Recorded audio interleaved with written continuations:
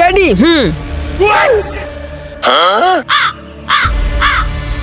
হ্যাঁ, আমাদের প্ল্যান কাজ করছে। দেখো আমাদের প্ল্যান কাজ করছে, তাড়াতাড়ি মালিককে দেখাতে হবে। আরে তোমাকে বলছিলাম না এটার উপর রুটি দিলে রুটি হয়ে যায়, আমি এটা নিজের হাতে বানিয়েছি। আরে বাহ, তুমি একটা ভালো জিনিস তৈরি করছো, তোমার কারণে এখন আর লাকড়ি খরচ হবে না বেশি বেশি। এখন আমি এটা গিয়ে মালিককে বলি, দেখি মালিক নেয় কিনা। হ্যাঁ হ্যাঁ, তাড়াতাড়ি বলো, যদি না নেয় তাহলে আমি অন্যখানে বিক্রি করে দিব।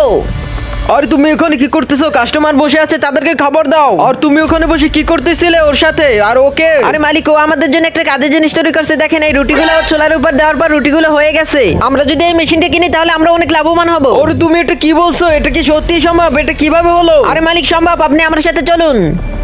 আরে এত দেরি লাগাচ্ছি, আপনি কোথায় গেলি? তাড়াতাড়ি আয়।